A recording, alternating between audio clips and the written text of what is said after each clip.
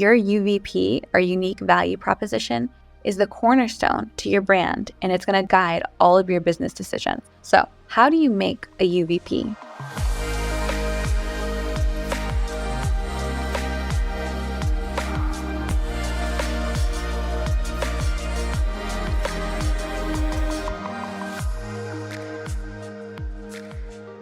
Welcome back to On The Horizon. This is Melrose Michaels. I am your host, and I'm here to share what's worked for me in building my adult creator business to try to make building yours just a little bit easier. Let's get into today's episode. Hello, everyone. Welcome to today's podcast. So in today's world, more and more adult creators are turning their content hustles into lucrative, multifaceted business ventures. But how do you evolve a side hustle into a scalable, thriving enterprise type of business? So today we're going to dive deep into a few different strategies that can help transform your adult content hustle into a full-scale operation. So the first thing, and this is first and foremost, we need to identify your unique value proposition, or UVP. This is what sets what you do as a creator apart from any other competition that there may be. It's essential to understand the value you provide to your customers or your fans, subscribers, insert whatever, to be able to articulate your value clearly. So your UVP, or unique value proposition, is the cornerstone to your brand, and it's going to guide all of your business decisions. So let me explain this in really simple terms, why you need a unique value proposition. So first off, you need one for differentiation, which so many creators are out here joining platforms, coming into the adult industry, and they're all vying for somebody's attention and audience. So having a unique offer can help you differentiate yourself from the rest of the pack. As we've already mentioned, it gives you kind of an edge in the market, and it makes you more memorable to your target audience. So secondly, it's to increase value. So by offering something that others don't, you can increase the perceived value of your work. This can lead to higher sales, increased customer loyalty, and as an example, if your offer includes something, let's say time intensive, like a cosplay, you can charge a higher price because you're letting your subscribers know that that kind of content, to do with cosplay particularly, is very costly and it has a higher production value. Yet without including these unique words and expectations in your offer, your subscription price or whatever you're charging for the content may not feel as justified to the user, and it could be costing you sales. So you want to set the expectation and set the perceived value of what you do, even if it's not cosplay. It could be any example. And then finally, the other reason to have a UVP is for brand building. So a unique offer is great in terms of how you build and establish yourself in a niche. It shows that you're really innovative and you're willing to go above and beyond to provide your value to your customers. So again, using cosplay as an example, if you use cosplay in your offer, when users or fans think of you as a creator, they think of the brand and the content that's associated with you. This is how a unique value proposition impacts the brand that you're building. So now that you know why you should have one, and you have all of this kept in mind, how do you make a UVP, or unique value proposition, or an offer? First, you need to understand your target market. It's really surprising how many creators, whether established or starting out, haven't taken time to consider who their audience is. So invest time in analyzing your data, interactions, and brand vision to determine your unique target audience. This is going to guide the way you communicate with them. To offer a personalized experience that resonates with that target, you must comprehend their needs and their wants. So what challenges do they face? For instance, a large portion of your audience is seeking sexual advice because maybe your brand openly discusses sex education. What do they prioritize? Well, maybe your audience really prioritizes and values humor, and they keep coming back to your content because of the laughter you bring them. What do they aim to attain? Well, while the answer might be obvious, and it might be to come or to have gratification in some way, it may also be seeking a connection, and you have to ask yourself if you offer that. So are you running a no DM or a no PPV page that doesn't provide any connection or access to you? Advertising it with phrases like digital girlfriend experience, that kind of signifies and signals to your target audience that you do provide access to you. You will have DMs, you will have a way to communicate and connect. Understanding and having a clear understanding of your target market and what they may be looking for, wanting, expecting, this is going to be really important for the way you tailor your offer and the language you use in your offer to their specific needs and provide them real value. So next, you're going to need to offer something unique. So thinking outside the box and coming up with an offer that sets you apart from others in your niche. It could be a special product, a service, or an experience that you provide. It could be a new approach to solving a problem, to delivering value. So like whatever it is, make sure it's unique and it offers real value to the right target audience, the people you want to find you and connect with. For example, to give this kind of like a framework to envision it in, my unique value proposition on my OnlyFans is that if you are on my page, you're going to get new content daily, every day, plus access to me in DMs. And because of that offer and the immense amount of value and content I put out, that price point of my subscription feels very justified to my customers, my subscribers. What problem am I solving? Most people's favorite creators only put out maybe 2 to 4 explicit videos each month on their pages. I solve that problem by providing so much content on a consistent basis that my subscribers know they can count on me to deliver and to deliver frequently, which makes me stand out from the pack because the average creator isn't putting out that much volume of content. So even my audience now, they know what time to expect a video to drop on the page and they anticipate it. So that is how I've come to stand out in the way that I run my pages. So next, another way to build your offer is that you want to include a sense of urgency or create a sense of urgency in your offer. So this is going to be a way to drive sales and encourage people to take action quickly. So you're going to create a sense of urgency. So for example, you can limit the number of spots available or offer a time-sensitive discount, create a limited time offer. These are things most of us are already doing in terms of how we promote our fan sites or clips or pages. So the same approach can be taken for PPVs as well. So when you're having conversations on your fan site in DMs, using copy or captions that read, "This message self-destructs in 24 hours, so get it while you can before I unsend it." This is a way to add urgency to your PPVs or your DMs to get unlocks quickly. And then after that set amount of time, you can unsend it or you can leave it there for people to open who maybe didn't get to it in that first initial 24 hours. To add urgency to a subscription, you're going to limit the amount of time in which a fan can claim that offer. So depending on how you're trying to make a sale, whether it's via a subscription sale or a PPV unlock sale or a clip store sale, you're going to tweak how you add urgency to that specific offer. And then finally, you're going to fine tune your offer. So this is going to encourage the success of your unique value proposition or your unique offer. It's crucial to test and gather feedback using data available on your platform. So start by crafting just a concise version of the offer to use in your subscription area and complement it with a more detailed version in your page bio, your OnlyFans or your fan site page bio. Both versions should communicate clearly the value you bring to the table and what sets you apart from other fan pages. Why should they subscribe to you? It should be very persuasive. It should be enticing. Your bio and your subscription offer are pretty much the only thing someone sees when they come to your page and they're considering subscribing to whatever it is you're offering them. So if you don't have something that's persuasive, enticing to get them past the subscription and actually viewing the content, they're going to be very likely to complete that process and actually subscribe. This can be give your offer with a trial run for 30 days and monitor your analytics using a campaign tracking link. This is a way to gather the data to see how your offer is performing.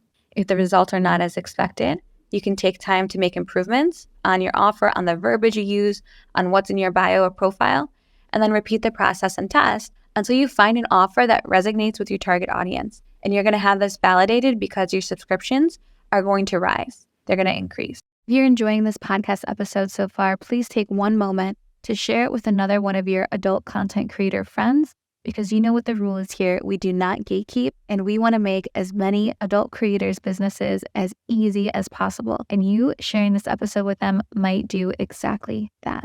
Thanks so much in advance. So once you feel that you're close to or you've perfected your pitch or your offer, you're going to use that kind of language and communication style consistently across all your platforms, all your social media posts. This includes TikToks, Reels, Safe for Work, obviously, but you get the idea. Your offer should serve as a cornerstone to your brand and effectively communicate why someone should subscribe to you specifically. This part gets harder. You're going to build a sustainable business model. So an adult creator side hustle might succeed based on your individual efforts, but a scalable business requires a sustainable model.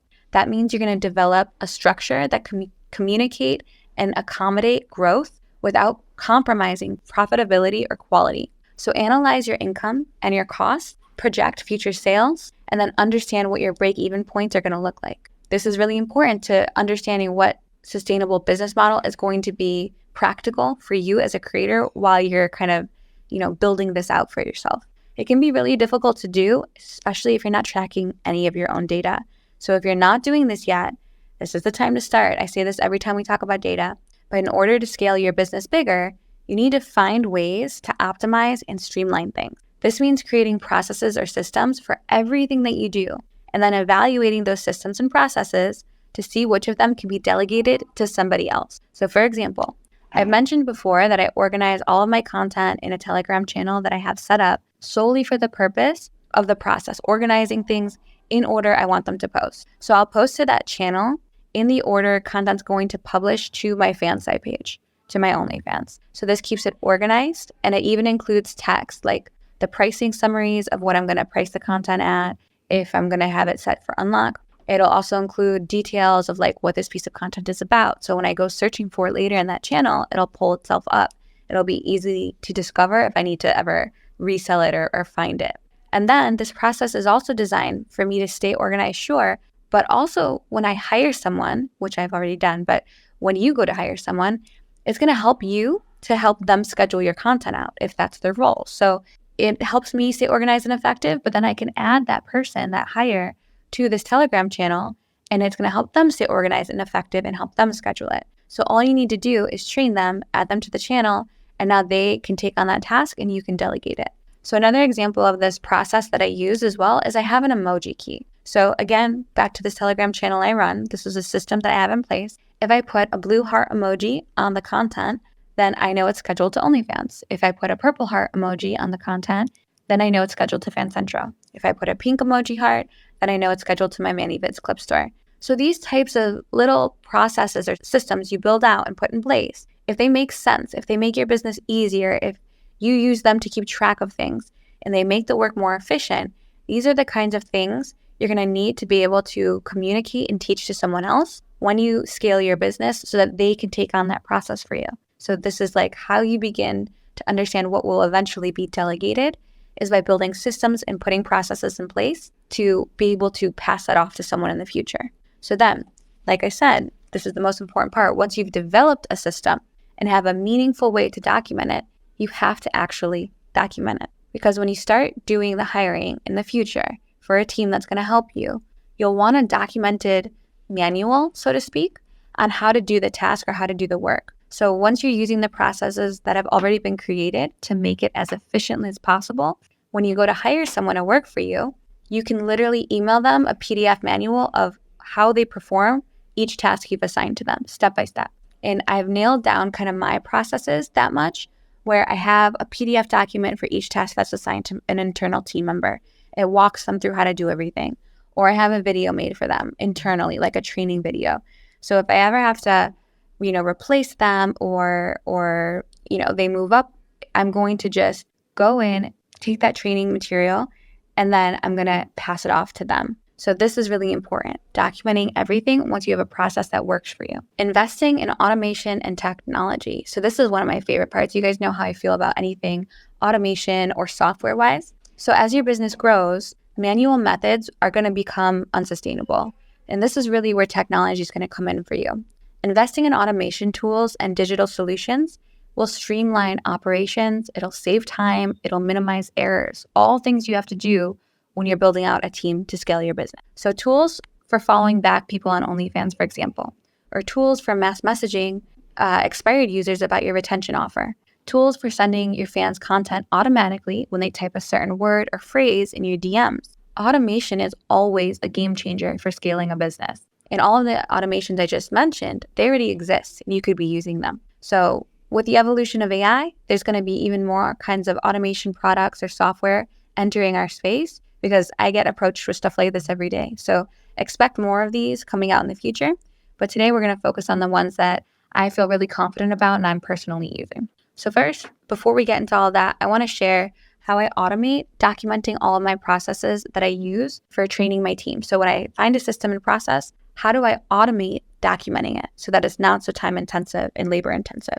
So I have 2 tools for this, and they both have different uses. The first tool I really like to document my processes is Loom, Loom. Loom is a screen recording program that essentially films you, whatever you're talking about on webcam in the corner of the screen, while also filming your actual screen itself. This way, you can demonstrate a process or a system while explaining it on camera and simultaneously showing them exactly how to do it on your screen. So essentially, the perfect training video, and all you have to do is click a red record button in a Chrome extension, a Loom Chrome extension on your browser, and it will record the entire process and everything you're speaking to in real time. It's super easy this way to pump out how-to style videos or even reduce future meetings with like a team member. So when you do hire, you can send them a Loom video instead of actually setting up a business call on Zoom or a meeting on Zoom. This becomes especially useful if you hire someone to work remotely for you and say that they're in a very different time zone. Having something like Loom will allow me to send information and how-to videos to people who I can't reach because they're way outside my time zone. This becomes really, really useful. The second way I document processes is with a tool called Scribe, Scribe.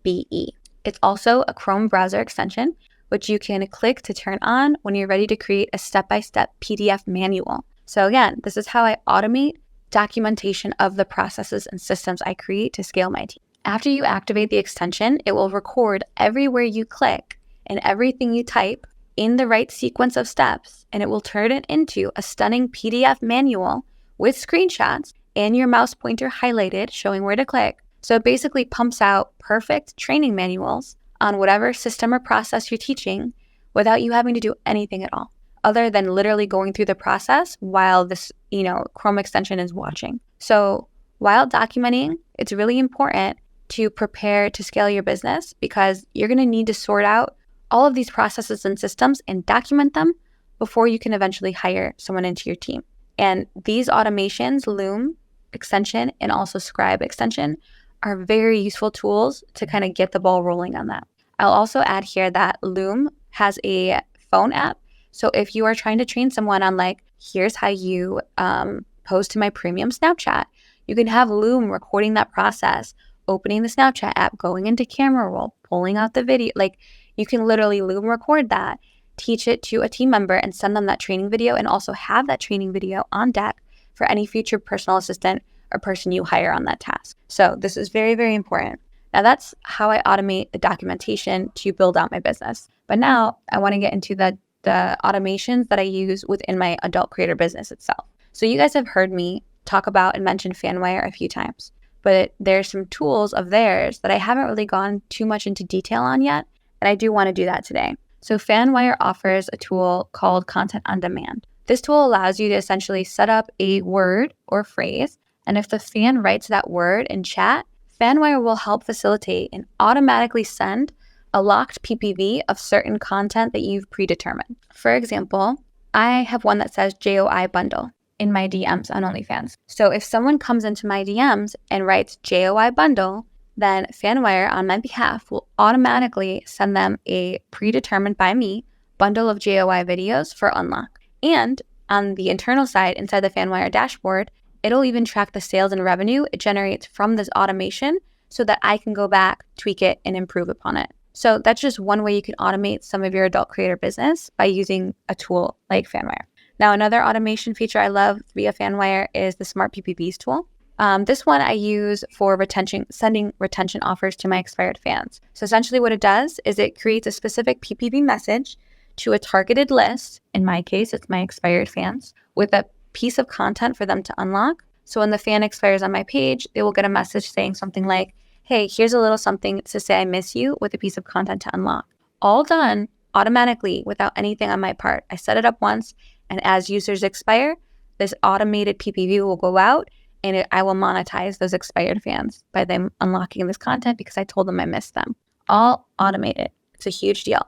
Now, you can also set up a similar automation for messages to go out right before a fan expires off the page. It's called pre-expired. So on their last active day, they will get a message from me, auto-sent, completely automated, with a retention offer link asking them to come back and be active again. So it's basically, this is your last day on my page. I really don't want to see you go. if it helps you to stay longer, here's a discount for the next 30 days. Send them the link. So anything you can automate internally in your business is going to save you a ton of time. And ultimately, that's what scaling your business it's entirely about. When you think of it big picture, it's about buying back more of your time by spending a few dollars allocated to tools, services, or people working for you. The next step or the next, phase of this in terms of scaling, building out your team is a little bit terrifying if I'm being honest. And not just that, it's really hard. Scaling a business is not a one-person job.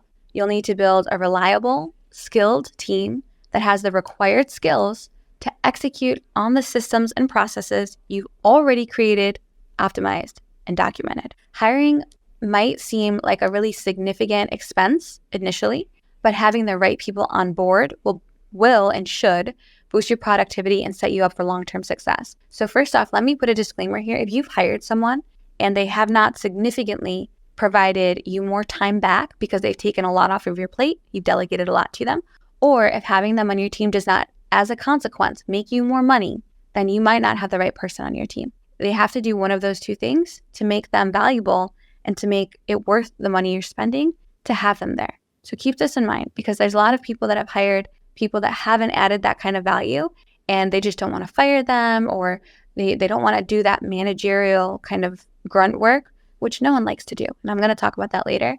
But if they aren't saving you time, if they aren't making you money, or a combination of the two, they just might not be the right person to be on your team. Like I said, hiring is very scary. And I wouldn't recommend hiring someone until you're profiting after all business and living expenses, probably around $7,000. This is a nice buffer, in my opinion, to start building out your team. Everyone's number will look different, like entirely.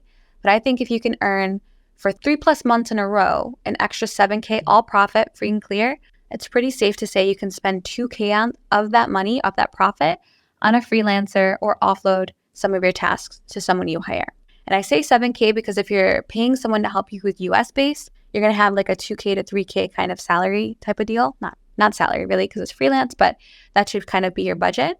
And if you're hiring overseas, that will drastically decrease. If you can hire someone overseas where the US dollar will go further, or whatever currency you're in will go further, and you want that kind of peace of mind, you can definitely hire abroad first. I did that initially starting out because I was so scared financially to take on this, next step and next chapter. That being said, I will also include when I did hire abroad, my virtual assistant was based out of India, only costed me $300 US a month. He was incredibly professional, incredibly reliable, incredibly skilled. Anything I tried to teach him, he picked up very quickly. He was great to work with. And also, I did hire and fire a few people before I found my personal gem of team members. And this is the important part that no one wants to do or even talk about. So let me just save you a little bit of a headache with some of the stuff I've already dealt with. My personal belief at this phase in the things I'm building, all the companies really, is to hire fast and fire fast. I think of it as swiping left on a professional Tinder until I filtered through all the people and I found my match. I found my gem. Your first hire probably won't be the person you end up sticking with. So this is why the documenting of the processes and the systems is so important before you begin hiring. Because as a freelancer, when you bring someone on and you provide them easy access to easily understandable materials, they can train themselves more or less and then execute. Or they can fail with all the materials provided in incredibly clear resources you've given them, and they'll filter themselves out for you. So do not waste your time or resources dragging dead weight inside your company, because it will sink your ship. And that was a very hard lesson I had to learn. And that's a challenging thing for anyone, because you never want to be the bad guy. And a lot of the people we hire, we really care deeply about. And I get that. So now, scary hiring conversation aside, once you have found your gems and they are trained, it comes down to you holding them accountable and having a process for doing so. So a lot of you listening are not going to like this next thing I'm going to say. I don't love it either. But if you do not hold your team accountable and create a culture, or let me rephrase, if you do not hold your team accountable, or you create a culture of not being accountable yourself by being unaccountable, you will sink your own ship by training your team to think that it's okay or acceptable when the work doesn't get done. And I'm going to say this again slowly. If you don't hold your team accountable, or you create a culture of not being accountable because you are not accountable yourself, you will sink your own ship by training the team to think it's not okay to do the work as assigned. What this means, if you say you're going to do something as a leader of your company and your business, which you're trying to scale, you have to do it. You have to set the example that they will follow, and you being accountable sets that culture of accountability. I'm not saying you have to be perfect because we are all human. I fuck up and miss things all the time, but you do have to be pretty damn good. You have to already have a lot of self-discipline so that you're consistent and you're putting out and you're demonstrating as the leader and as someone who is leading other people that this is what is acceptable. And when we say we're going to do things, things need to be done. These are the tasks assigned. These are the goals or the KPIs, performance indicators we're trying to hit. So if we said that that's what we're doing, we need to do them.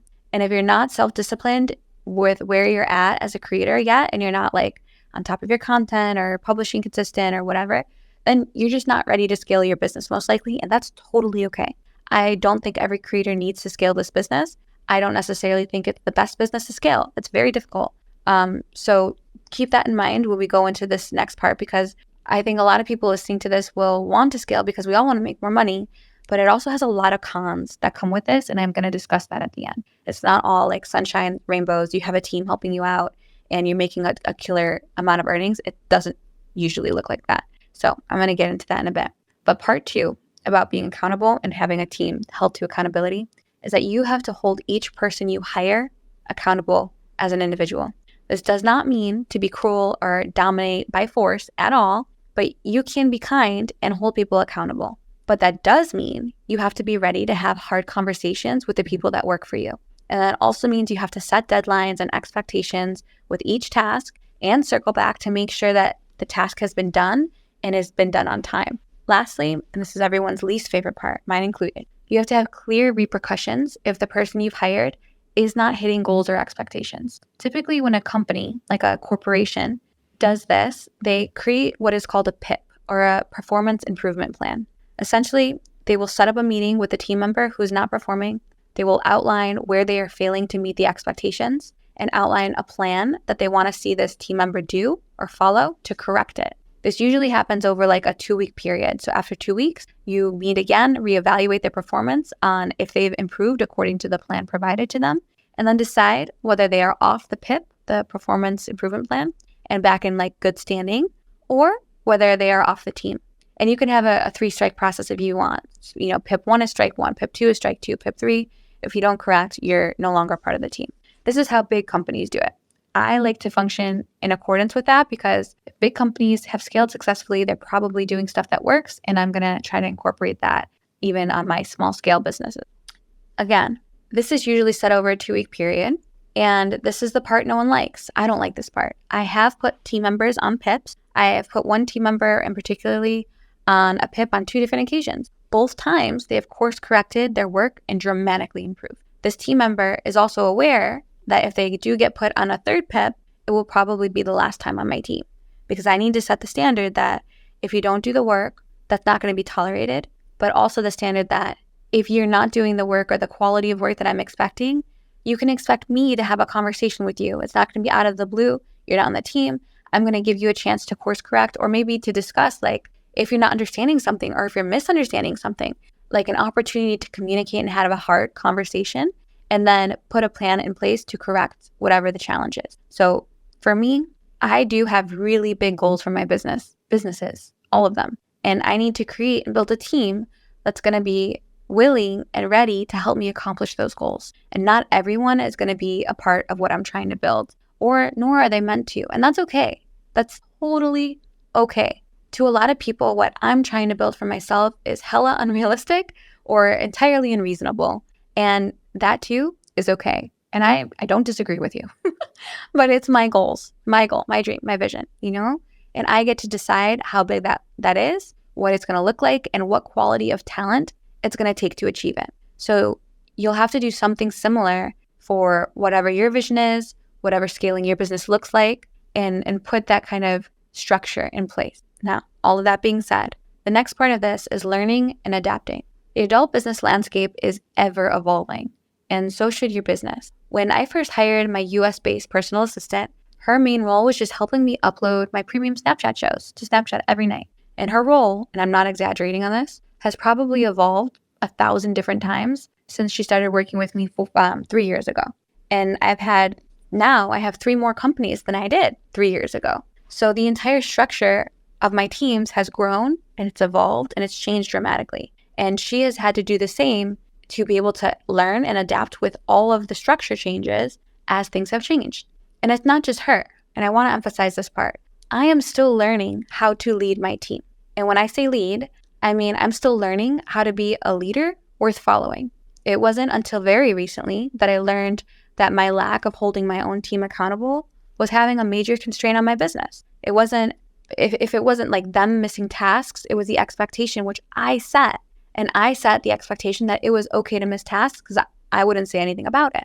And it was because I didn't want to have hard conversations with team members because I genuinely love each and every one that's on my team.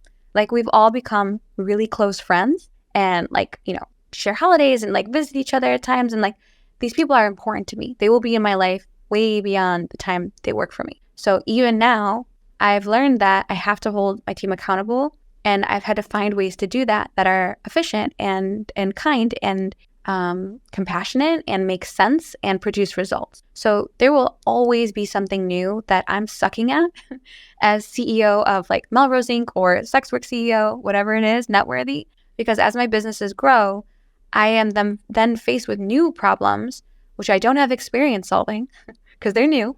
And then I have to find ways to solve them. And then to do that, I have to learn new shit, new skills, and grow equally as much so that I can then level up everyone else around me. So if you're planning on scaling your business, you're going to have to expect to do the same. You're going to have to expect that you're going to suck at some things and have to learn new shit and new things to then be good at it and get past whatever the new challenge is. And ultimately, scaling a business, big picture, zoomed out, it's what's the next fire to put out? What's the next challenge to solve? What is the next obstacle ahead of me? How do I eliminate it? Okay, what's the next? There will forever be a new one. And that's kind of what it is. That's the business. This one I've talked about a lot recently. And I do want to include it here because I think it's significant. Focusing on customer satisfaction. You have to remember that your business exists because of your customers, your fans, your subscribers, clip store buyers, purchasers, premium snap people, whatever it might be, whatever you do. And when we say customers, that's who I'm talking about. The way you measure your internal team by if they hit their goals or not as a team member, you can also and should also be measuring how good your business is with how satisfied and happy your paying customers are. Now, I understand, and I want this to be clear, I understand that some of those paying subs or fans will just be straight up insane and unreasonable.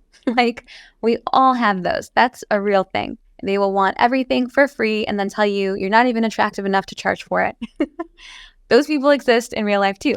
We call them Karens a lot of the time, and we laugh off their outrageous, completely false complaints or accusations, and then the show goes on.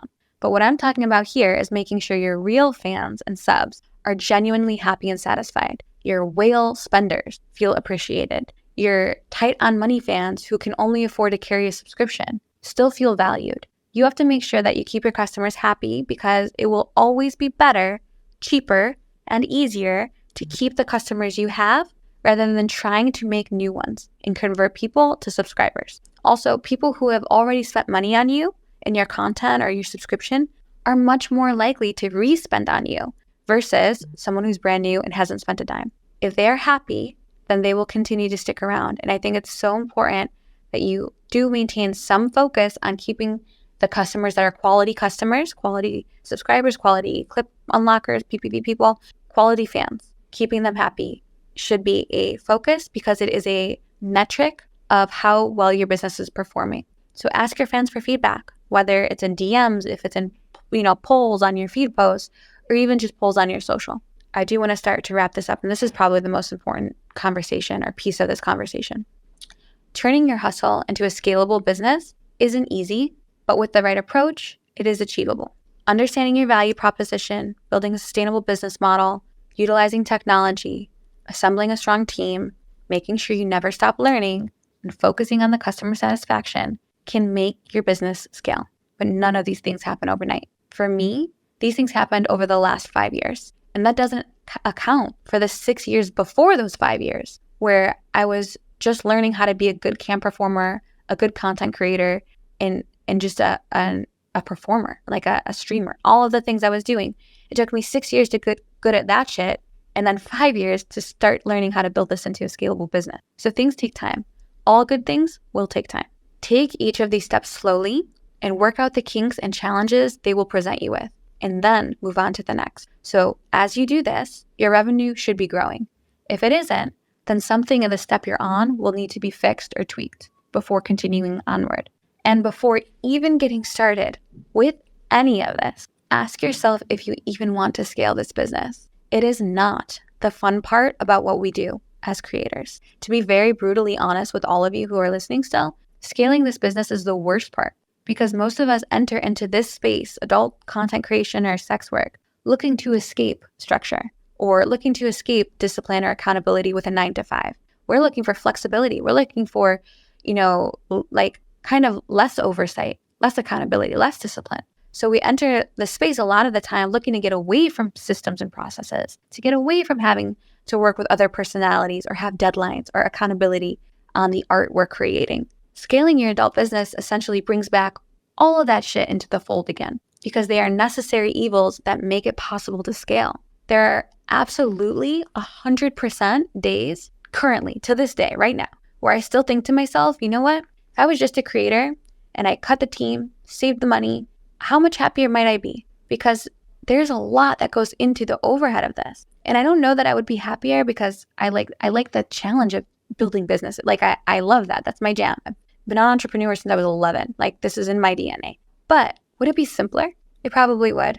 Less meetings, less teaching people things, less having to manage, being accountable and making sure others are accountable. Like it's a different than the one I've built. But I had to also scale my business, my Melrose brand, my adult creator business, because it had to fund SWCEO. So if I didn't buy back some of my time on the Melrose side, there couldn't be a SWCEO. So I had to scale that business so that I could do this one, which is like the fulfilling thing, the passionate thing, the thing I care about. So like every dream career, no matter what it is, no matter how much you love the work you do, not even in this industry, any career, it'll come with some type of overhead.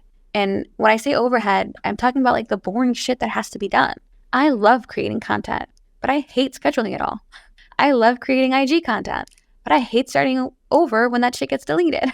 There will always be a part of the career choice you have that you don't like. And I like to call that overhead. And I think, I want to say it's Bezos who refers to it as overhead as well. But there's always going to be that part. So if you decide that scaling is worth taking on all of that shitty part, that overhead, having that structure in place, having to create processes, having to train and manage people, like that's a personal decision you have to make for yourself. For me, growing my income a couple times over on the Melrose side has afforded me the ability and the privilege to build this SWCEO.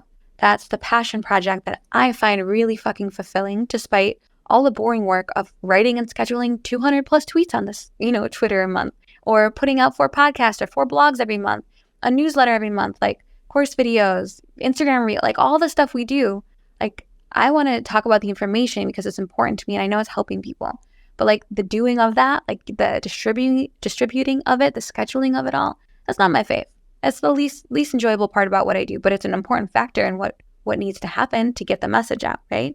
It's the overhead to this business. But I know when you guys tell me, like giving me feedback on how X Twitter thread helped you make more money, or this Instagram reel about passion really resonated with you, whatever it is, like that shit is so worth it. It is literally worth all of the overhead and all of the processes and systems and scaling to be able to do that. So you have to really evaluate that for yourself. Is scaling your adult creator business worth taking on all of the stuff that kind of comes with corporate and like the stuff you probably were looking to escape in the beginning? Because if it's not, then don't do it. You don't have to. You could have a very lucrative adult creator career just on your own, posting yourself, scheduling yourself, doing your own thing, going viral on maybe social TikTok to increase the traffic to you. You can still do that all by yourself and then go offline one day and money saved in the bank, invested somewhere else, and be fine. Like, you don't have to do this. This is not the only path forward. And I want to make that super clear because I don't think it's for everyone. It's not super fun. It's like the boring part of the business. It's literally that. So that all being said, if you're not subscribed to our YouTube, please make sure that your notifications are on and you're subscribed to youtube.com/SWCEO. I want to say a huge thank you to everyone who subscribed to our Telegram bot. If you haven't already heard, SWCEO released a Telegram bot that essentially sends you daily adult content inspiration and captions you need for your feed, PPV-locked messages, and clip stores. These ideas are researched by AI. They're very trendy, highly desirable from what fans are currently seeking. And the captions themselves are optimized with calls to action so that you can increase your earning and unlock potential with each caption you use. The Telegram bot pushes your daily dose of inspiration to your phone every morning around 10 a.m. Central Time so that you no longer have to waste your own time researching, planning, coming up with ideas or captions. The bot literally takes care of all of it. Lastly, but most importantly, I do want to reemphasize that all the information we put out on SWCEO, we put out for free because we believe in this idea that the more financially successful creators are and the more resources we will have as a community to do things like lobby Congress, impact policy, organize, and more. So if you find value in the content you heard here today or the tweets you've engaged with, please consider sharing to make this journey easier for an adult creator friend who follows you. Our only ask is that you retweet our stuff so that we can help as many creators as humanly possible. All in all, thank you so much for joining me today, CEO Squad. Check out SWCEO.com for all of our blogs and past Twitter Space transcripts. It would be absolutely incredible if you rated this podcast 5 stars and left a little review. We want to get this podcast to as many adult creators as possible, and you taking a second to leave a couple stars and a review really helps us do that. Thanks so much.